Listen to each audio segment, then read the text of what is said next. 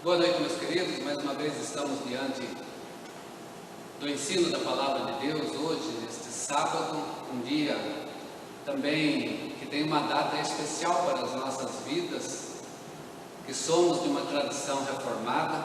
Hoje nós comemoramos 503 anos da Reforma Protestante.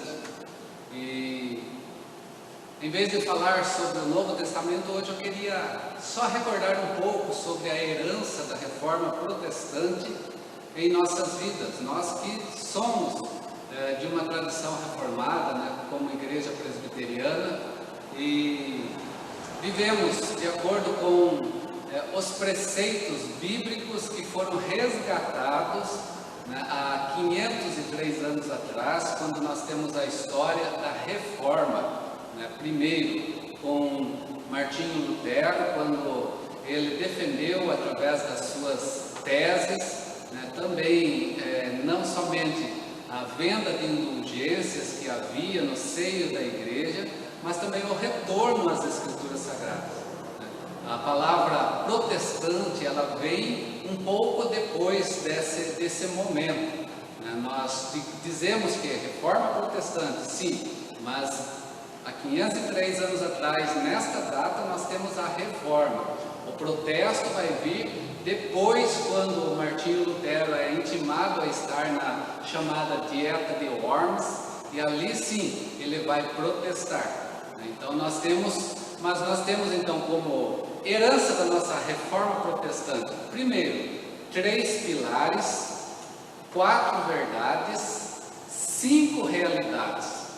Quais são elas então? Os 3 pilares da nossa reforma protestante: sola scriptura, ou só as escrituras; sola gratia, ou só a graça; e sola fide, sola fé. A escritura sagrada, a graça e a fé. Todas essas expressões não vêm meramente de seres humanos. Essas 3 expressões vêm do próprio Deus em nossas vidas, ao Ele se mostrar através das Escrituras Sagradas, ao Ele derramar a sua graça sobre nós, não porque nós merecíamos, e ao Ele também nos dar essa tão grande salvação através da fé em Cristo Jesus, que também é um presente de Deus para as nossas vidas.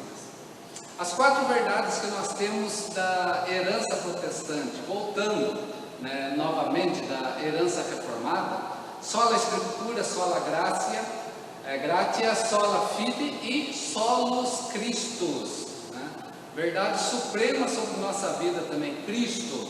A igreja reformada, ela é cristocêntrica. A igreja reformada não é jamais e nem pode conceber sobre si ela ser antropocêntrica. O homem não é o centro da vida da igreja, mas é Cristo, o seu fundador, a qual Ele edificou. Essa igreja pertence a Ele.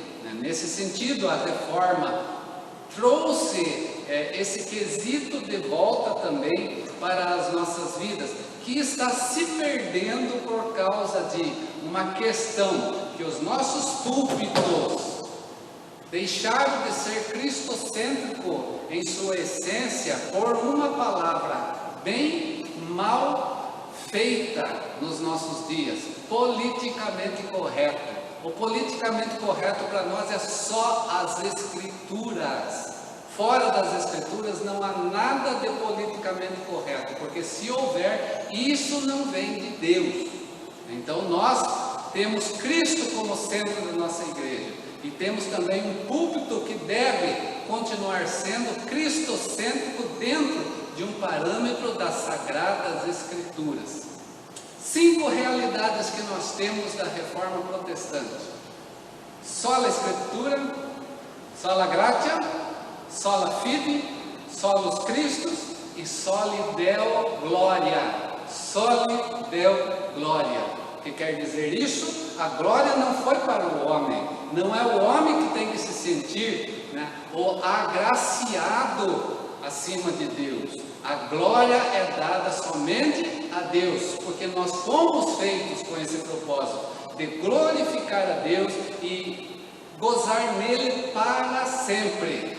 culto antropocêntrico, a glória está no homem. Mas um culto cristocêntrico, ele olha tão somente para Deus, ele cultua a Deus e não ao homem.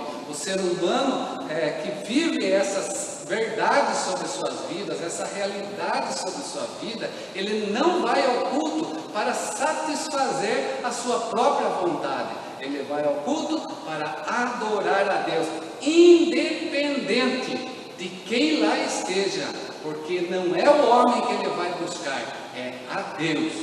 Então não é ir atrás de homens falhos, homens que às vezes estão também trazendo uma outra palavra, um outro evangelho que não é o de Cristo. Não, a igreja reformada, ela vive solo, Deo, glória, na sua essência de culto a Deus. Essa é a herança que nós temos nas nossas vidas e que precisamos pautar por elas. Começando com só a Escritura, então. Só as Escrituras é a regra inerente da vida da igreja. Deve ser a regra, a nossa regra e prática de fé. Mas a igreja evangélica atual fez separação entre as Escrituras e sua função oficial. Na prática, a igreja tem sido guiada às vezes demais e por demais pela sua cultura, pelos seus costumes, pelos seus valores sociais, do que ser pautada, sim, pela palavra de Deus. Por isso que os cultos se tornaram, com os seus púlpitos, mais com técnicas terapêuticas, mais uma palavra mais coach, estratégicas de marketing, em vez de uma liturgia bíblica, ritmos mundanos de entretenimento através de uma igreja que vive mais sobre sua vida, na sua função, na sua dinâmica, não a verdadeira palavra de Deus e não a palavra de Deus somente, mas vive apenas e tão somente de fazer projetos que venha a agradar a homens. A igreja que está vivendo dia a dia, paulatinamente, tão somente o quê?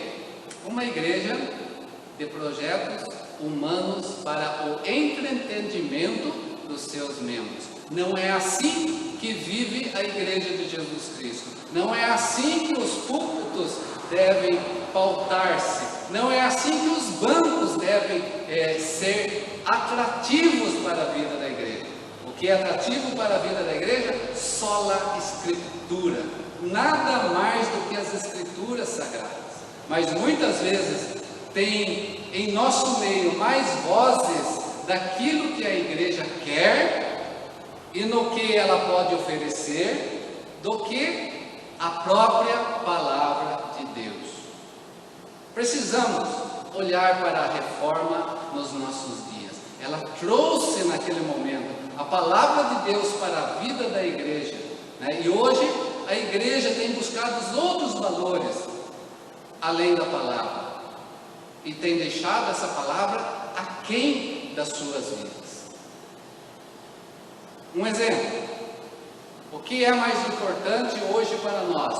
Ouvirmos o que diz o autor da Bíblia, que é Deus, através dos seus escritores que ele usou, através do Espírito Santo, inspirado para escrever, ou nós pautamos hoje muitas vezes pela doutor que escreveu, o famoso teólogo bíblico que comentou isto ou aquilo?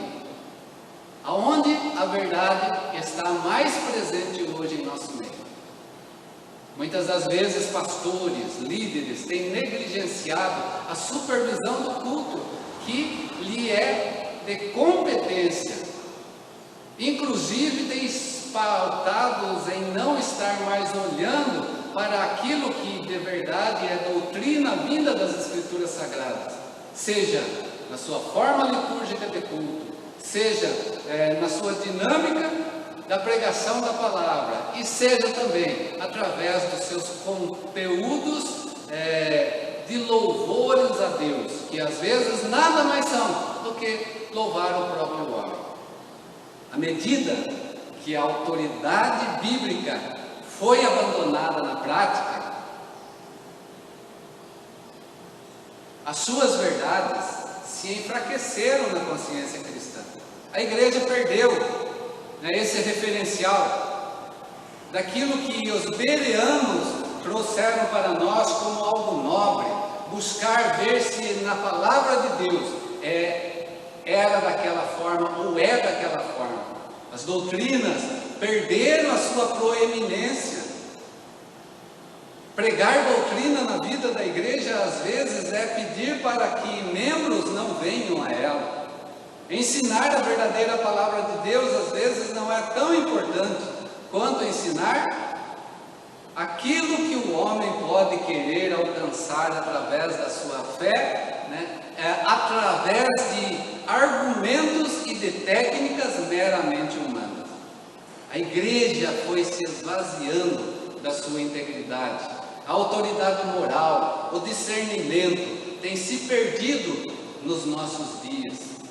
Em lugar de adaptar a fé cristã para satisfazer as necessidades sentidas dos consumidores, nós devemos, e para isso nós somos reformados, nós devemos proclamar a palavra de Deus, a lei como medida única, justa e verdadeira. Não somente isso, isso pode não sim encher o templo, mas isso pode trazer diferença nas vidas que vão estar dentro desse templo. O Evangelho, como a única proclamação da verdade salvadora de Deus, precisa novamente ser resgatada em nossos dias. A verdade bíblica é indispensável, meus queridos, para a compreensão, para o desvelo e para a disciplina na vida da igreja. A Escritura, ela deve nos levar, deve nos conduzir além das nossas necessidades percebidas, para nossas necessidades reais, de um povo que aguarda Cristo Jesus na sua essência. As Escrituras devem nos levar a nos libertar dos hábitos e nos enxergar, né, por meio das imagens sedutoras, clichês, promessas e prioridades da cultura massificada. A palavra de Deus tem que fazer diferença e tirar essas questões que estão sendo introduzidas em nossos meios, introduzidas em nossa mente, introduzidas em nosso coração. É só, meus queridos, à luz da verdade de Deus, que nós nos entendemos corretamente. A palavra de Deus é o nosso manual de vida. Deus nos deu para nós vivermos de acordo com isso. Precisamos abrir os nossos olhos para a provisão de Deus, para uma sociedade justa, para uma sociedade honesta, mas isso precisa vir de quem? Daqueles que são detentores dessa palavra, que está sobre o seu coração, sobre sua mente, sobre sua vida, e não vivendo outros valores. A Bíblia, portanto, precisa ser ensinada e precisa ser pregada, de fato, na vida da igreja. Goste ou não, ela precisa. Os sermões precisam ser exposições da Bíblia e de seus ensinos, não expressão de opiniões, não expressões de ideias de época. Com coragem, porque a coragem está nas Sagradas Escrituras. Não devemos mais aceitar menos do que aquilo que Deus nos tem dado através da sua palavra. Além dela não há verdade, aquém dela só há engano. A obra do Espírito Santo na experiência pessoal não pode ser desvinculada das Escrituras Sagradas. Não há como viver a ação do Espírito Santo apenas no seu sentimento, sem embasamento. As Sagradas Escrituras precisam estar até mesmo nas nossas experiências de vida cheia do Espírito Santo. Por quê? Porque o Espírito não fala de forma relativa. O Espírito Santo não está independente das Escrituras Sagradas. Tanto é que Jesus falou que quando Ele mandasse o Consolador, Ele iria nos fazer lembrar de tudo o que nós tínhamos ouvido de Cristo. Porque a igreja é cristocêntrica. E o Espírito Santo vai nos levar justamente a voltar, a pautar pela palavra. Por isso que Ele nos convence na palavra. Convence do pecado, da justiça e do juízo. Porque a palavra de Deus é absoluta. A palavra de Deus não muda. A palavra de Deus não pode ter dois pesos e duas medidas nas nossas ações e decisões. Longe das Escrituras, nunca teríamos conhecimento da graça de Deus em Cristo Jesus, porque é através da palavra de Deus é que nós conseguimos também entender a vida eterna. A palavra de Deus, ou essa palavra bíblica, e não uma experiência espiritual, é o teste da verdadeira igreja de Cristo Jesus. Isso é só a Escritura, meus queridos. Outra tese que nós temos, além das Sagradas Escrituras,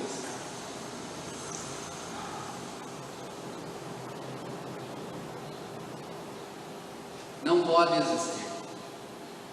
Tudo precisa vir das Sagradas Escrituras. Por isso que nós reafirmamos. E isso nós reafirmamos sim como tese principal na nossa vida. As Escrituras Sagradas, ela é inerrante, como fonte única de revelação divina, escrita, única para constranger a consciência humana. A Bíblia sozinha ensina tudo que é necessário para a nossa salvação, para a salvação do pecado, não para ter uma vida regalada, não para viver uma prosperidade que o mundo quer buscar sempre. Ela vem nos ensinar sim sobre a nossa salvação, sobre não viver o pecado mais na nossa vida.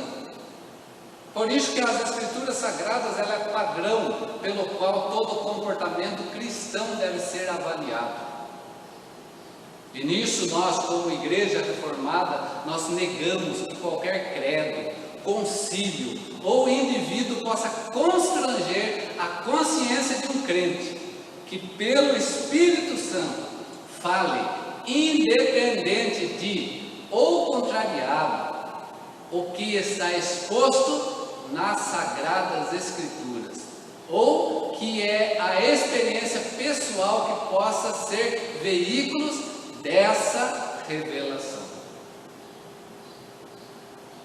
Portanto, sola Scriptura. Mas também existe o sola gratia. O que nós aprendemos com a sola gratia? A confiança desmerecida da capacidade humana é produto da natureza humana caída. Essa falsa confiança enche hoje o mundo evangélico. Desde o evangelho da autoestima até o evangelho da saúde e da prosperidade. Desde aqueles que já transformaram o evangelho num produto de venda. E os pecadores são vistos, são olhados como simplesmente consumidores. E aqueles que tratam a fé como verdadeira só porque funciona no politicamente correto. O que isso causa para a vida da igreja? Isso faz calar a doutrina da justificação, a despeito dos compromissos oficiais das nossas igrejas. A graça de Deus em Cristo não é só necessária, ela é a única causa eficaz da salvação. Os seres humanos nascem espiritualmente mortos e nem mesmo são capazes de cooperar com a graça regeneradora, não está neles.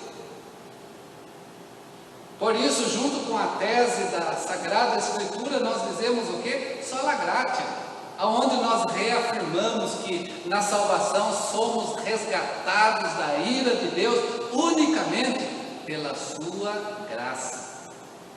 A obra sobrenatural do Espírito Santo é nos levar a Cristo, soltando nós da nossa servidão ao pecado e erguendo-nos da morte espiritual para a vida espiritual.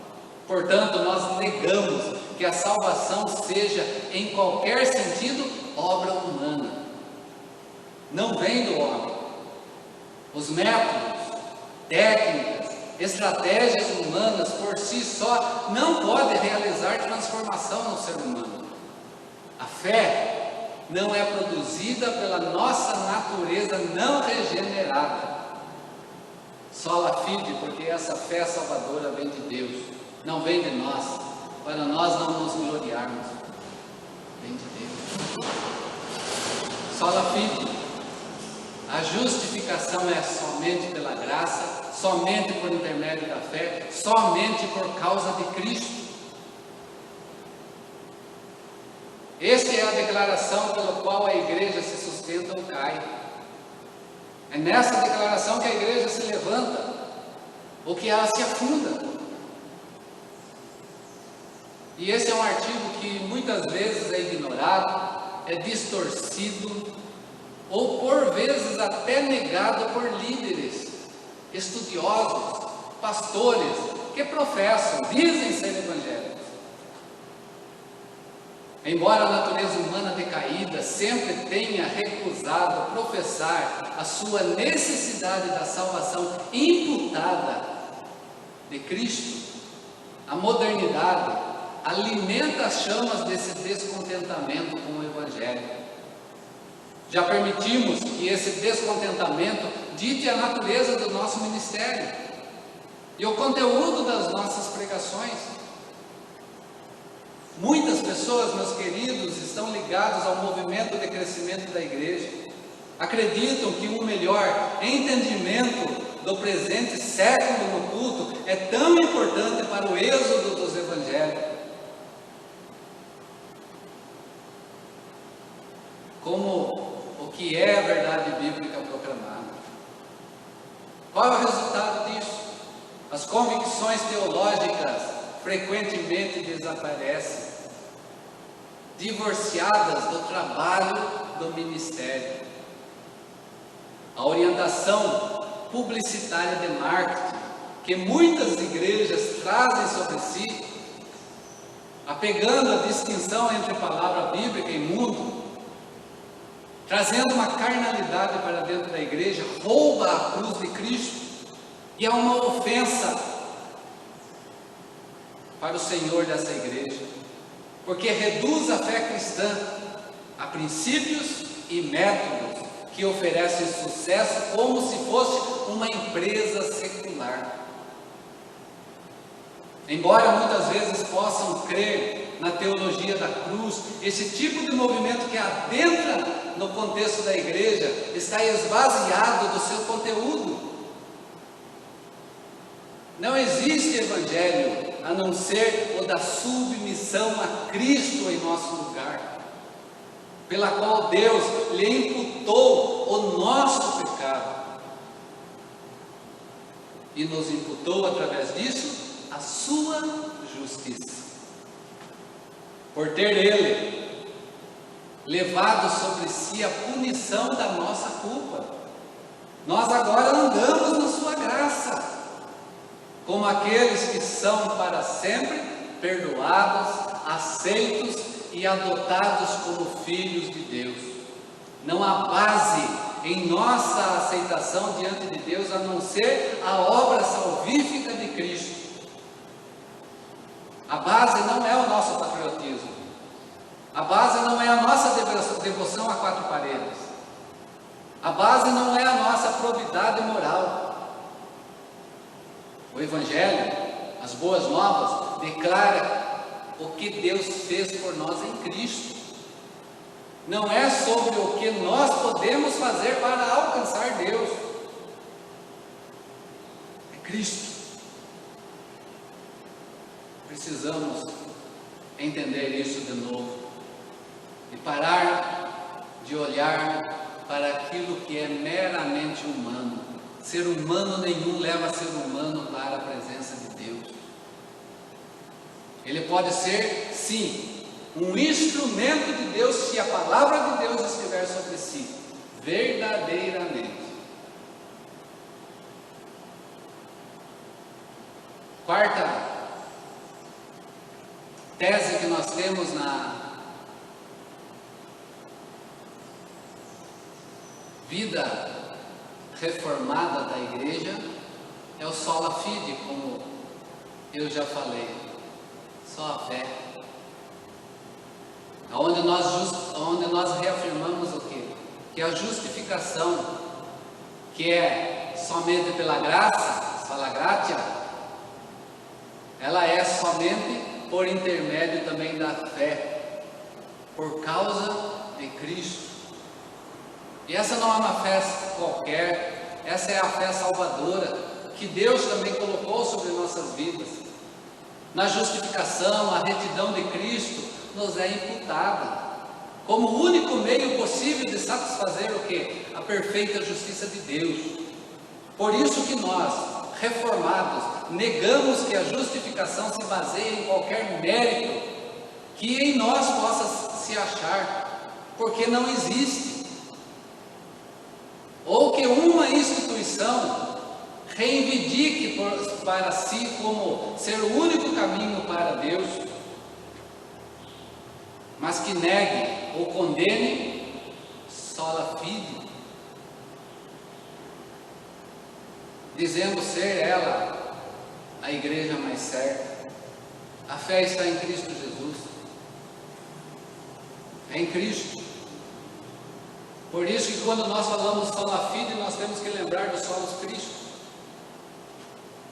À medida que a fé evangélica secularizou, e esse ritmo vem aumentando em nosso meio, seus interesses se confundiram com o da cultura, com os valores sociais ao seu redor, com os gostos, com os jeitos e trejeitos humanos. E o resultado foi trazer não o Evangelho de Cristo, mas o outro Evangelho, que trouxe a perda dos valores absolutos, com a heresia do relativismo bíblico. A fé se tornou relativista, a fé de um é diferente da outra, o jeito de eu pensar é diferente do seu. A gente vê isso até dentro do circuito da própria igreja interna, local. Pessoas agindo e vivendo dessa forma. O individualismo permissivo e destrutivo está no nosso meio. A substituição da santificação pela integridade moral humana só pelos seus valores pessoais, do arrependimento pela recuperação da verdade, pela intuição, da fé pelo sentimento, da providência pelo acaso e da esperança duradoura pela gratificação imediata. Que igreja nós estamos sendo nesses últimos dias? Somos uma igreja reformada, sempre reformando à luz da palavra de Deus? Precisamos lamentar a reforma protestante hoje. Entenda isto: Cristo e a sua cruz se deslocaram do centro da nossa visão. Precisamos chorar por isso. Por isso que precisamos resgatar Cristo de volta para a igreja. Precisamos voltar nos solos Cristo de novo, porque é só Cristo para a nossa vida.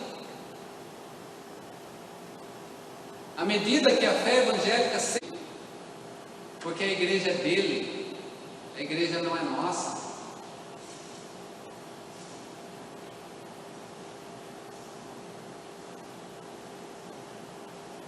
Reafirmar, a igreja precisa que a nossa salvação é realizada unicamente pela obra mediadora do Cristo histórico. A sua vida sem pecado, a sua expiação por si só são suficientes para a nossa justificação e para a nossa reconciliação junto ao Pai. nós negamos como igreja,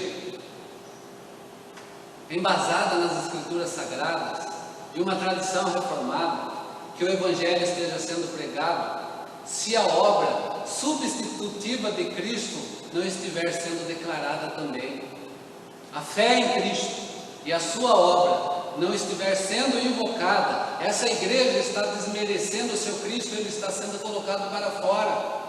E aí nós entendemos Jesus Cristo falando lá em Apocalipse: eu estou à porta e bato. Ele está falando por uma igreja que colocou ele para fora, e ele quer voltar para dentro, mas essa igreja impede. Por quê? Porque só os Cristos não faz parte dela.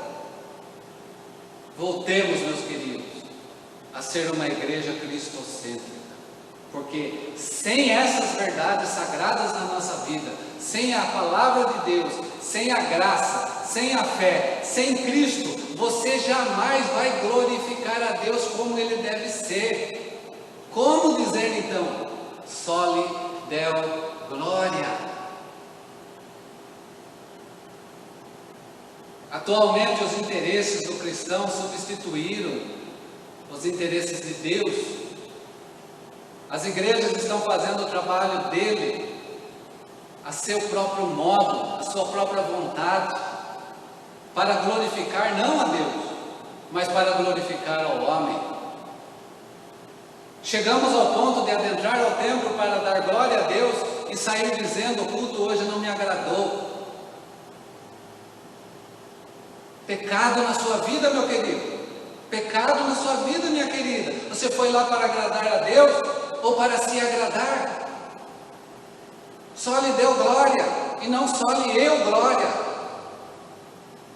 É Deus e não eu.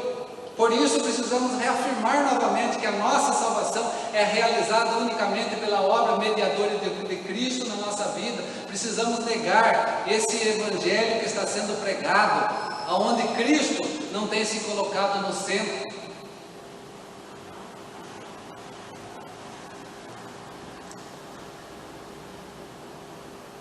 A perda da centralidade de Cristo, a perda da centralidade teocêntrica na vida da igreja hoje é comum e é lamentável.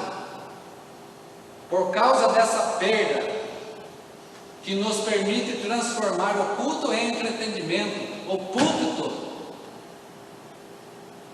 em meramente um local de agradar a homens, de viver o politicamente correto, de transformar pregadores em palhaços para agradar a sua plateia, de transformar evangelho em marketing,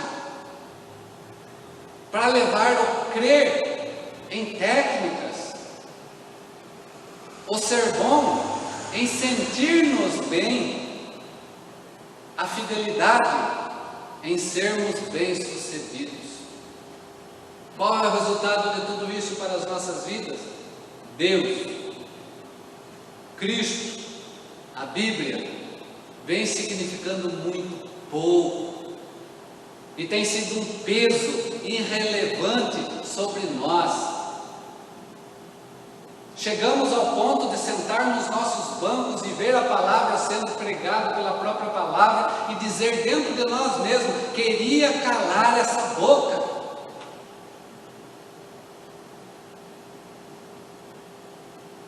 Seria melhor não estar no contexto eclesiástico. É dura essa palavra? Sim, é duro, porque essa palavra é verdadeira. Deus não está aqui para satisfazer as nossas ambições humanas. Não desmereçamos o Deus sobrenatural e todo-poderoso que nós temos, aquele supremo Senhor sobre nossas vidas, o Criador de todas as coisas. Ele não está aqui para satisfazer as nossas ambições humanas. Deus não está aqui para tão somente ser aquele gênio da lâmpada de Aladim para satisfazer os nossos desejos. os nossos apetites de consumo humano, os nossos interesses espirituais particulares. Igreja, precisamos focalizar em Deus a nossa adoração, em não satisfazer as nossas próprias necessidades. Deus é soberano no culto. O culto é cristocêntrico, o culto é teocêntrico, o culto é pneumocêntrico, o culto deve ser vivido de fato de acordo com as Sagradas Escrituras. Deus é soberano no culto, não eu. Deus é soberano no culto, não você. Deus é soberano no culto pelo que Ele é. Tão somente isso. Ele é Deus, nós não somos.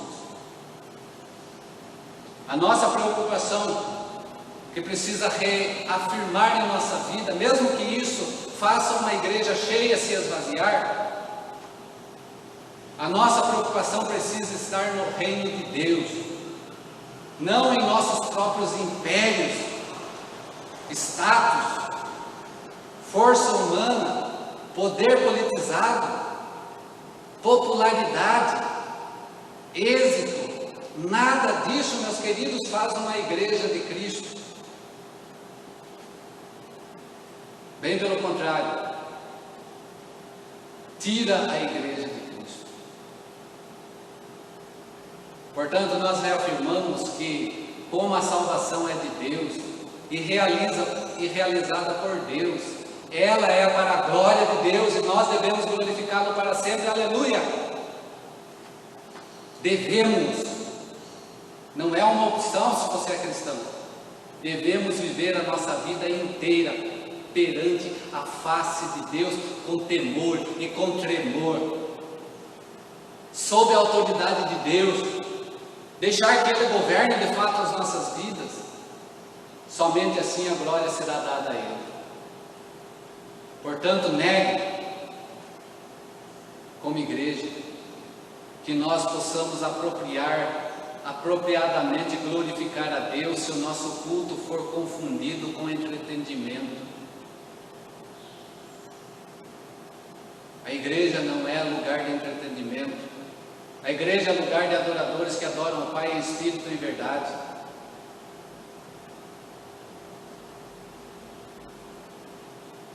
Se negligenciarmos ou a lei ou o evangelho em nossa pregação, ou se nós permitirmos que o afeiçoamento próprio, a autoestima, a autorrealização se tornem opções alternativas ao Evangelho, nós não estamos vivendo o Evangelho de Cristo.